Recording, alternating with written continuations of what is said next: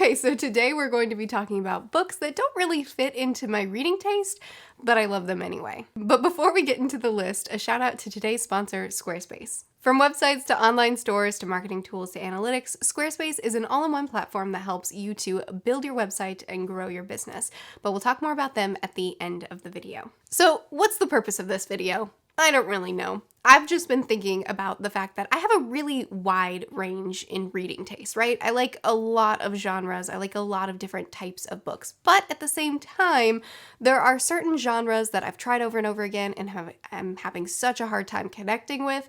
And there are certain tropes or certain devices that I hate. And we recently did a video talking about tropes that I don't like that are done super well. Now we're going to do a video talking about books that don't fit into my reading taste, and I still like them despite that, and it confuses me. First book in the series is the Remnant Chronicles. So I guess there's first series on the list is the Remnant Chronicles. This is a YA fantasy that I read a long time ago, but I've reread not that long ago, and I still look back on with such fond memories. Let's see, what do we have? We have Runaway Princess, Love Triangles, well, only one love triangle. Incredibly selfish, self-centered protagonist, though her arc is amazing. Tons of prophecies and poems woven into the poems, is that the right word?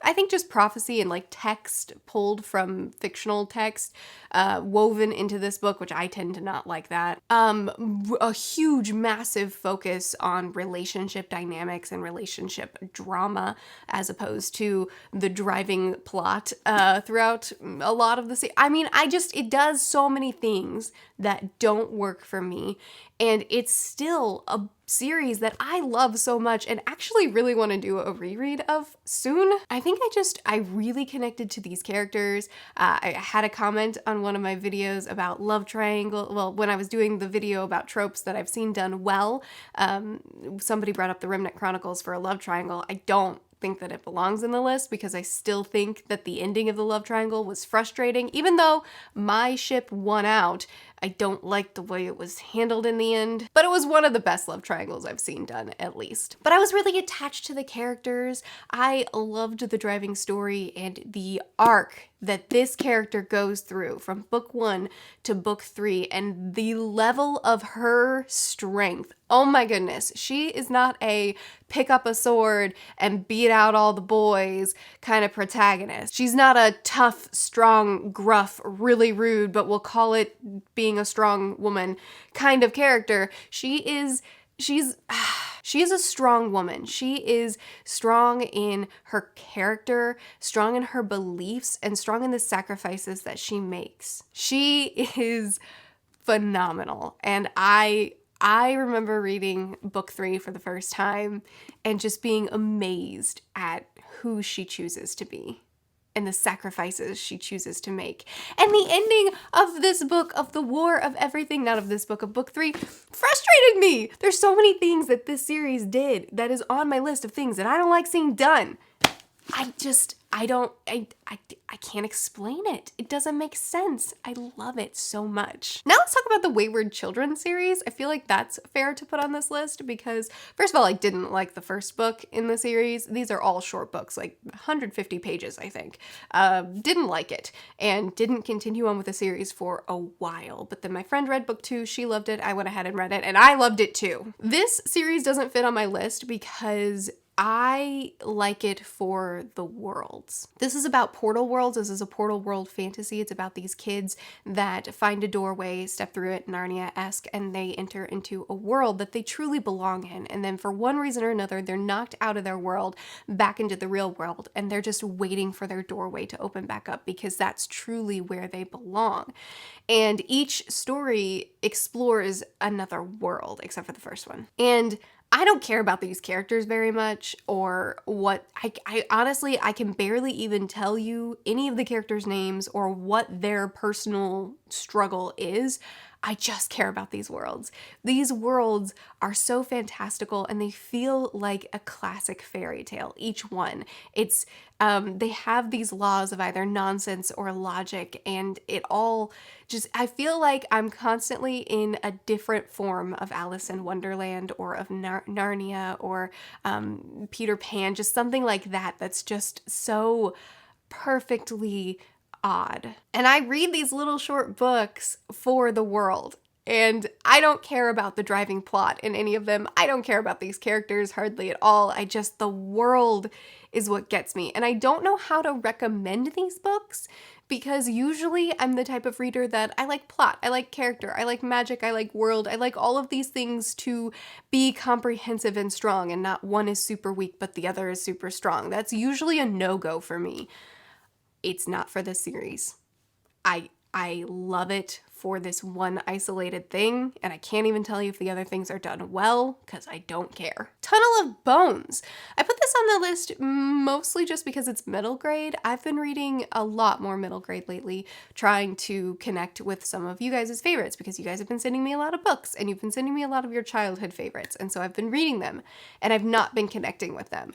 And I don't know, for whatever reason, it's harder for me. I think it's because I'm such a critical, analytical reader, and middle grade it's kind of, I guess I'm either super analytical or I'm super classic fairy tale whimsical, and there's no in between. And I feel like middle grade hits that sweet spot where it is taken seriously, but also you have to suspend your disbelief and just get caught up in the whimsy of it. And it hits that balance that works for so many people and completely is a miss for me. Tunnel of Bones, though, is a middle grade that I really, really enjoyed, and I think it's because it was more on the side of this is reality with a little bit of whimsy, not even whimsy, just with a little bit of magic. It's rare for this age range to fit with me. In Tunnel of Bones, I read the first 2 books in the series. I don't even know if the 3rd book is out yet, and I really enjoyed both of them. I think I gave both like 4 or maybe even 5 stars. I don't remember. Just to be clear, because I'm on the internet, I'm not dogging middle grade. I think middle grade is wonderful. It's just, it hits that sweet spot that just doesn't work with how I enjoy books usually. But Tunnel of Bones is proof that there are middle grades out there that remove myself from nostalgia, because there are some middle grades on my shelves that I absolutely love and hype up regularly, but a lot of it's tied up in nostalgia, and remove nostalgia. I'm reading it as an adult. This is proof that there are some that can hit for me, and so there are still several middle grades on my shelf that I think, yeah, this might work for me. Animal Farm! This is another one that was brought up in a recent video. I did a video talking about tropes that I hate, that I've seen done, and not just I accepted it, but I actually love. And one of those tropes is talking animals. I don't know why. I can't explain it. It doesn't make sense. I don't like it. I never like it. In that video, I gave an example of a book that has one single talking animal in it. And then somebody commented and said, Animal Farm? And you're right. This is a cast of talking animals. The humans are barely even in it. They barely speak at all. This is all animals. And I don't know how I loved it so much. I loved this book. I gave it 5 stars. I think it's phenomenal. I loved the whole messaging behind it, as well as just it as a story. It was great. It was such a good book. And I don't know, it's a cast of talking animals. Maybe because it was so blatantly symbolic, maybe because of the messaging behind, I don't know. For whatever reason, this book, it is perfect, and I would not change it, even though it deals with one of the tropes that I can't jive with ever. Let's talk about detective series. That's another genre that I have just struggled with. It seems like almost every single... See, I love thrillers, and I can get down with a mystery, but for whatever reason, a murder mystery from a detective's perspective is a very niche thing that I don't like. I don't know why. I just don't. I just couldn't care less about watching this detective solve a crime. And Asimov's Robot Detective series, I really enjoyed. Now, I will say that there was kind of, as I read through all 4 books, there was this caveat of, it's still kind of a tough sell for me because I still don't care about watching these detectives solve the crime. But because I love Asimov's sci-fi, I enjoyed this a lot. It's a human detective paired up with a robot detective, and I love his use of AIs. I love his ability to create problems within his own laws and find ways to solve it within his own laws and world. And that was the element of this that I enjoyed so much. So does it belong on the list? I think so, because it's still a detective murder mystery, but it is the sci-fi element that made me really enjoy reading through it. So one thing that I've noticed about myself, actually I'm going to talk about 2 books here, On the Fence and On Luna Time. One thing that I've really noticed about myself is when I do love a romance, I love it so hard.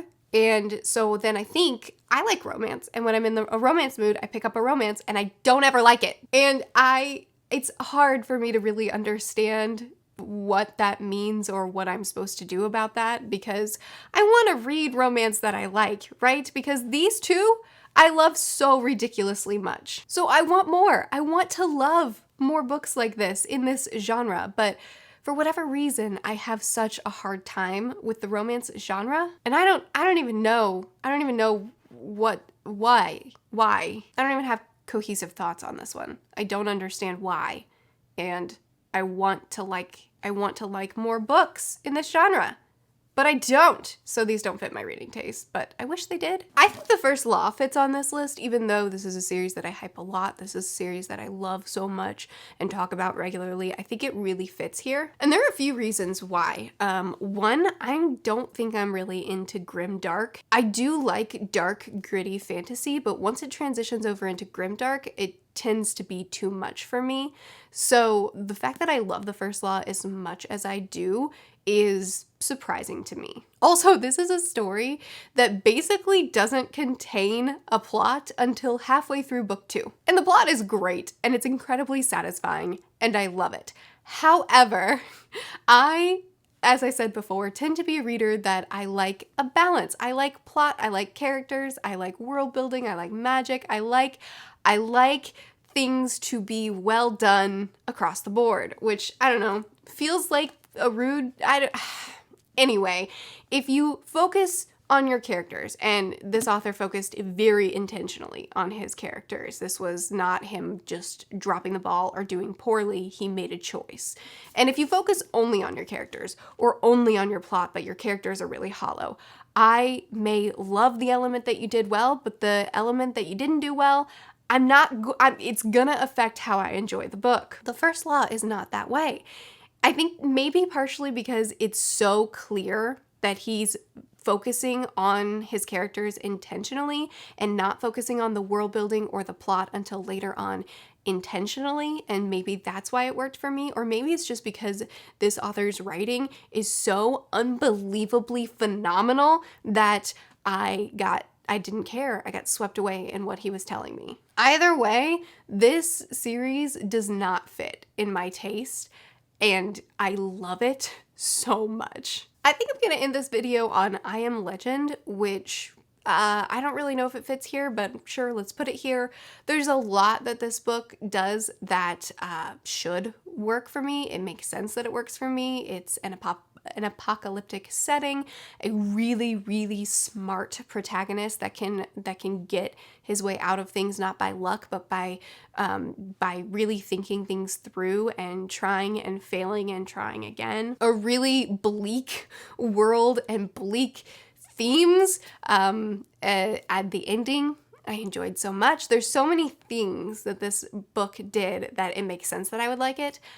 But vampires. Vampires are a supernatural creature that I have been trying a lot lately. A lot is maybe a relative term.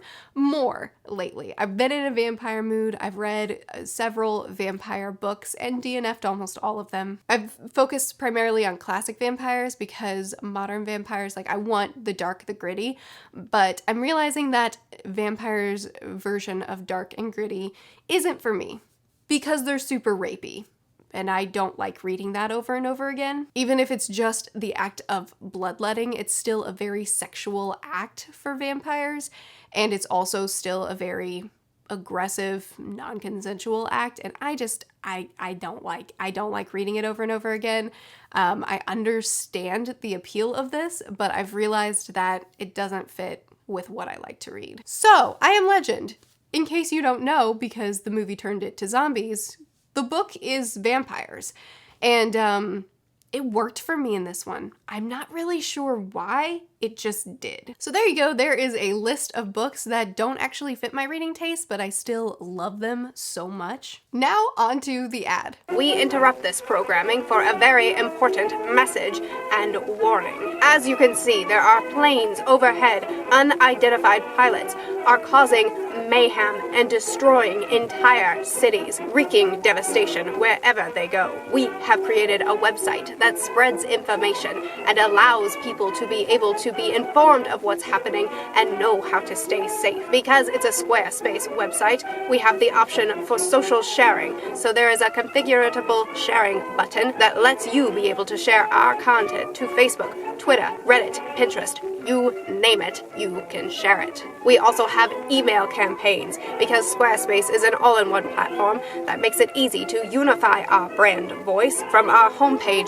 to our emails. And last but certainly not least, we need your help. We are collecting donations through our Squarespace website to support our cause by gathering contributions with PayPal, Apple Pay, Stripe, and Venmo. I highly recommend Squarespace. I set up this amazing website in only 10 minutes, and if you use my link in the description, you get a free trial, and when you're ready to launch, you get 10% off your domain name. So go check out Squarespace and create your website today. Oh, and watch out for those planes. So thank you guys for joining me for this video. I would love to hear what you guys think. Have you tried some of these books on my recommendation and then been confused as to why I would recommend them? Because maybe this has happened to me before where people have a similar taste to me.